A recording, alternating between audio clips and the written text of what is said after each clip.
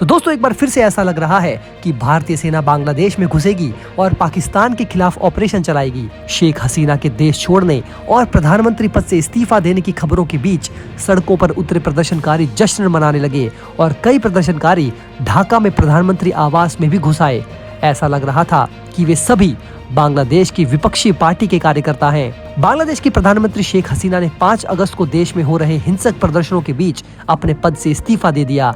अचानक शेख हसीना का बांग्लादेश छोड़कर भाग जाना कोई मामूली घटना नहीं है। पहले खबर थी कि वो फिनलैंड की राजधानी हेल्सिंकी जा सकती हैं, लेकिन अब जानकारी है कि वो अपनी बहन के साथ भारत पहुंच गई हैं। न्यूज़ 18 ने बीएसएफ के सूत्रों के हवाले से बताया कि उन्हें पश्चिम बंगाल में रिसीव करने की तैयारी हो रही है। शेख हसीना अपनी बहन शेख रेहाना के साथ देश छोड़कर चली गई हैं और अब उनके स्वागत के लिए ममता बनर्जी ने जोरदार प्लान तैयार किया है।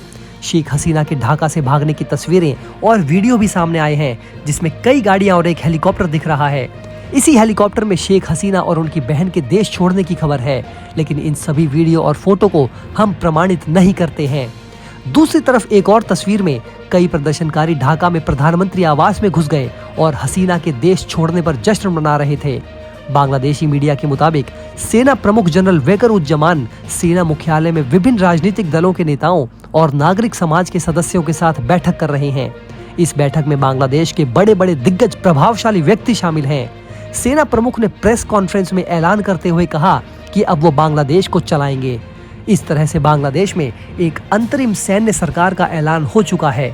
प्रदर्शनकारियों ने सोमवार को आम जनता से लॉन्ग मार्च टू ढाका में भाग लेने का आह्वान किया था। इसके बाद हिंसा और तेजी से भड़कने लगी। पुलिस और सेना प्रदर्शनकारियों को कंट्रोल करने में नाकामयाब साबित हो रही थी। एक दिन पहले ही प्रधानमंत्री शेख हसीना के इस्तीफे की मांग कर रहे प्रदर्शनकारियों और सत्तारूढ़ पार्टी के समर्थकों के बीच झड़प में 100 से ज्यादा लोगों की मौत हो गई थी। ये झड़पें उस समय हुई जब प्रदर्शनकारी स्टूडेंट्स अगेंस्ट डिस्क्रिमिनेशन के बैनर तले आयोजित असहयोग कार्यक्रम में भाग लेने पहुंचे। आवामी लीग, छात्र लीग और जुबो लीग के कार्यकर्ताओं ने उनका विरोध किया और दोनों पक्षों में झड़प हो गई। प्रदर्शनकारी सरकारी नौकरियों में आरक्षण व्यवस्था के मुद्दे को लेकर शेख हसीना का इस्तीफा मांग रहे थे। इस पूरी अपडेट पर हम अपनी नजर बनाए हुए हैं और जल्द मिलेंगे एक और नई खबर के साथ। चीन और पाकिस्तान पर आरोप लगते रहे हैं कि इन दोनों देशों ने मिलकर बांग्लादेश में हिंसा भड़काई है, लेकिन वहीं कुछ लोग इसमें अमेरिका का भी हाथ मानते हैं।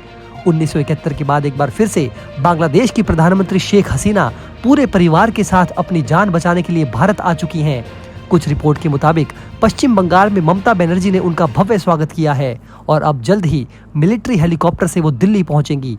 इसके बाद बांग्लादेश में सैन्य ऑपरेशन चलाने के लिए भारत सरकार के द्वारा कोई बड़ा कदम उठाया जा सकता है, क्योंकि बांग्लादेश में कोई छात्र प्रदर्शन नहीं कर रहे थे, बल्कि वहां पाकिस्तान के कुछ आतंकी प्रदर्शन कर रहे थे।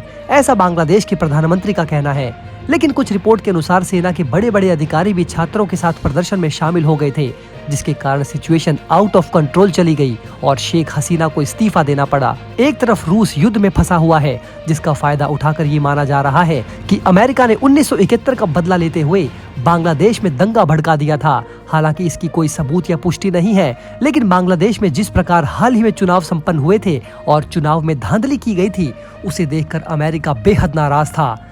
वैसे आप मुझे नीचे कमेंट बॉक्स में बताइए कि इस तख्तापलट में अमेरिका का कोई हाथ है या नहीं। आप सबको याद होगा कि भारत में आयोजित G20 समिट के दौरान शेख हसीना और जो बाइडेन की प्रसिद्ध मीटिंग हुई थी। उस समय दोनों नेता गर्मजोशी के साथ मिले थे, लेकिन अमेरिका और चीन दोनों अपने धोखेबाजी के लिए जाने जाते हैं। वहीं दूसरी तरफ कुछ लोगों का मानना है कि इस हिंसा में चीन का बड़ा हाथ हो सकता है। जिस प्रकार बांग्लादेश के प्रधानमंत्री ने अपने चीन दौरे को बीच में ही छोड़कर वापस लौट गई थी, उसे देखते हुए चीन भड़क गया था। चीन चाहता था कि शेख हसीना बांग्लादेश में स्थित कई सारे प्रोजेक्ट, डैम और बंदरगाह भारत से छीन कर चीन को सौंप दे, लेकिन शेख हसीना इसके लिए बिल्कुल भी तैयार नहीं थी, जिसके बदले में चीन ने बांग्लादेश में खूनी हिंसा भड़का दिया हो। इस बात से पूरी तरह इनकार नहीं किया जा सकता। लेकिन कुछ समय पहले बांग्लादेश की प्रधानमंत्री ने ये कहा था कि अमेरिका बांग्लादेश का एक आइलैंड चाहता है, ताकि वो बांग्लादेश और भारत के बीच में एक इजराइल जैसा ईसाई देश बना सके। इसलिए वो बांग्लादेश पर प्रेशर बना रहा था। वहीं कुछ लोगों का मानना है कि अमेरिका अपने मिलिट्री बेस बनाने के लिए बांग्लादेश के एक टापू हड़पना चाहता था, लेकिन बांग्लादेशी प्रधानमंत्री ने इसका विरोध किया, जिसके बाद अमेरिका भड़क गया और अब उसने बदला लेते हुए बांग्लादेश में तख्ता पलट कर दिया है। और अब वहां भी पाकिस्तान की तरह सैन्य शासन के वर्चस्व होने की संभावना है। कुल मिलाकर देखा जाए तो बांग्लादेश बड़ी ताकतों का शिकार बन गया है। 1971 में रूस यानी तब के सोवियत संघ ने अपनी ताकत की बदौलत बांग्लादेश को आजाद कराया था। पाकिस्तान के साथ उस युद्ध में भारत ने भी जमकर बांग्लादेश का साथ दिया था। हालांकि किसी को ये उम्मीद नहीं थी कि इतनी जल्दी सब कुछ उलट-पुलट हो जाएगा और बांग्लादेश में तख्ता पलट हो जाएगा।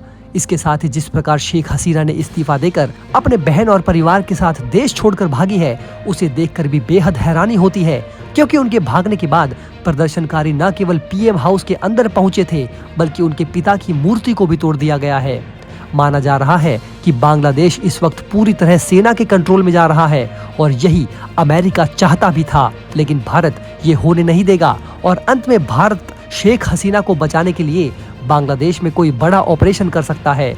सेना प्रमुख जनरल वेकर उज्जमान सेना मुख्यालय में अलग अलग राजनीतिक दलों के नेताओं और नागरिक समाज के सदस्यों के साथ बैठक कर रहे हैं और वो किसी भी वक्त सरकार की कमान अपने हाथ में ले सकते हैं। दोस्तों, अगर आप हमारे काम को पसंद करते हैं और हमारी खबरें आपको पसंद आती है तो हमारे इस चैनल को सब्सक्राइब किए बिना बिल्कुल भी मत जाइएगा। हमारे इस उभरते हुए चैनल को सपोर्ट कीजिए और आपका एक एक सब्सक्राइब हमारे लिए बहुत मायने रखता है।